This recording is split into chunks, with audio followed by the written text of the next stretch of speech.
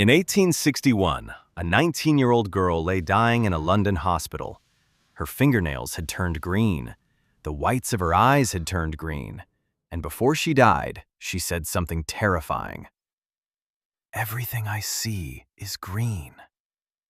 Doctors had no explanation. She hadn't been stabbed, she hadn't been poisoned by an enemy, she hadn't eaten anything strange, and yet, somehow, poison had spread through her lungs, liver, and stomach. But the strangest part? The thing that killed her wasn't food, it wasn't disease, it was fashion. Because during the Victorian era, millions of women became obsessed with a color so beautiful, it was slowly killing the people who made it, and maybe even the women who wore it. This is the dark story of Arsenic Green, and why it absolutely sucked to wear these deadly dresses. Ironically, it all started because people wanted to look beautiful.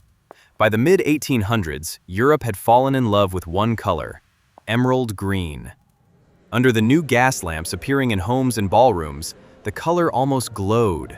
It looked magical, expensive, luxurious, and fashionable women couldn't get enough of it.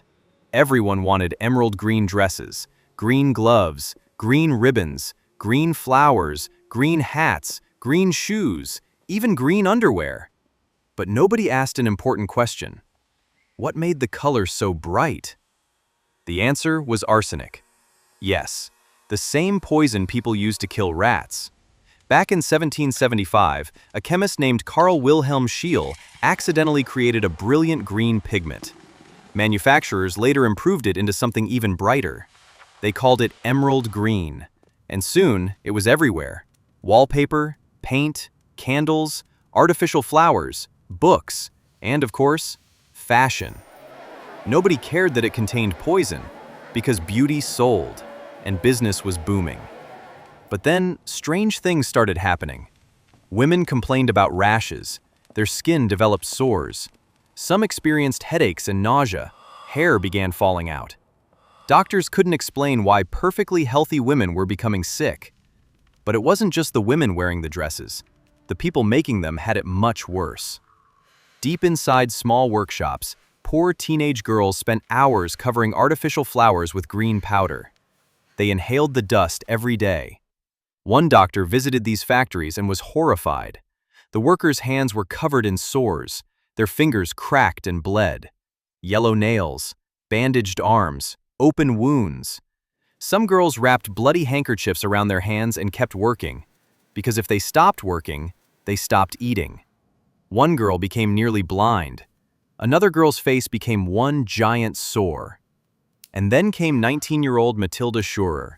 She worked making artificial flowers. Every day she dusted leaves with arsenic pigment. Every day she inhaled poison. Nobody knew how dangerous it really was. At first, she thought she had a cold. Then she became weaker and weaker. Soon she started vomiting. But doctors were horrified by what came next. She wasn't vomiting normal fluids. She was vomiting green liquid. The whites of her eyes turned green. Her fingernails turned green. And shortly before she died, she whispered, "Everything I see is green." After violent convulsions, she died. Doctors later discovered arsenic inside her body. The fashion industry had killed her. But unbelievably, the nightmare didn't stop there.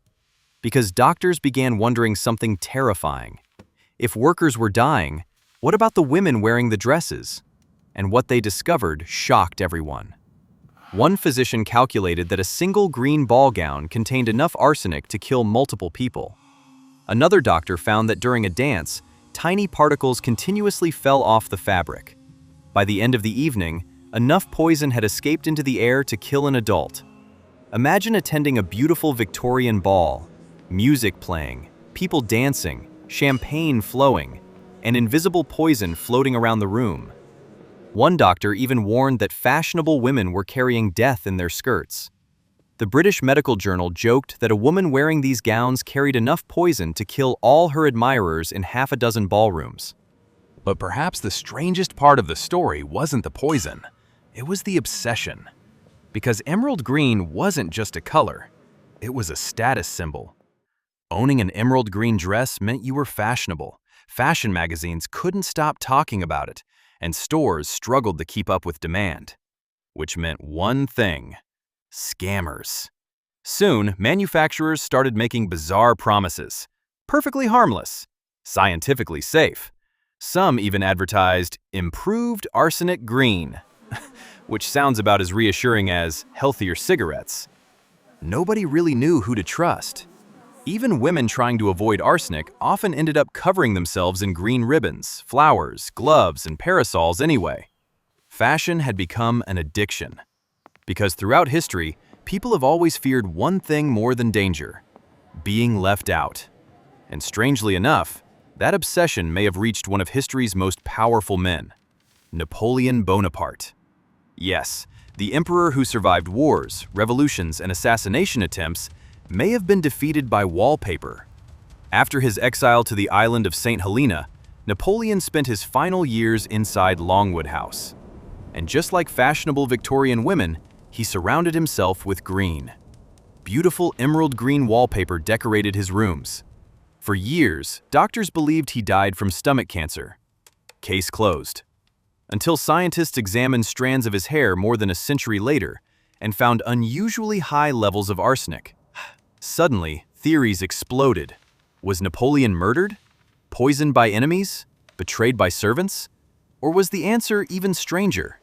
What if nobody killed him at all? What if the walls did? Because the same arsenic used in fashionable dresses was also hiding inside wallpaper. And the damp air of Longwood House may have slowly released poisonous fumes.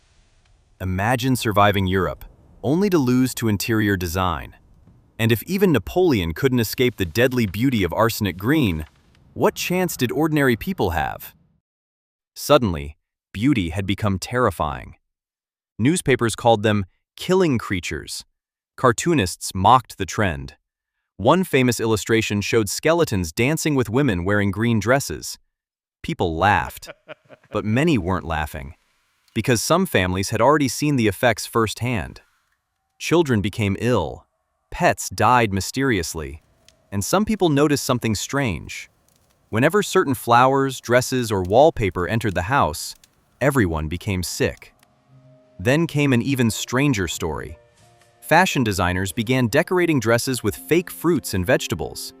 They looked so realistic that some children tried to eat them.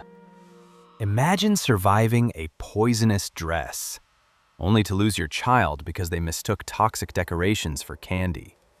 Victorian fashion had become a nightmare, and yet people still kept buying it, because nothing was more important than appearance. But here's where the story becomes truly insane. The poison wasn't only in dresses, it was everywhere. Wallpaper, curtains, paint, artificial flowers, books, candles, toys. Entire bedrooms were covered in arsenic. One family became sick shortly after moving into a house. Even their pet bird became ill. Doctors couldn't explain it. Eventually, someone removed the wallpaper, and suddenly, everyone recovered. Another woman wasn't so lucky. She died, killed not by disease, but by the walls around her. Even Queen Victoria reportedly had arsenic wallpaper removed after concerns about its dangers. By the 1860s, panic spread. Doctors issued warnings. Newspapers published horrifying stories. Scientists begged manufacturers to stop, but businesses resisted. Why? Because emerald green made money, lots of money, and nobody wanted to give up the most fashionable color in the world. Eventually, safer dyes replaced arsenic pigments, and the trend slowly disappeared. But by then, countless workers had suffered. Women had unknowingly worn poison, and entire homes had become death traps disguised as luxury, which makes this one of history's strangest ironies. People weren't trying to be dangerous, they just wanted to be beautiful. But beauty has always had a price, and sometimes that price wasn't discomfort or embarrassment, it was death. Because the deadliest things in history don't always look deadly. Sometimes they look beautiful.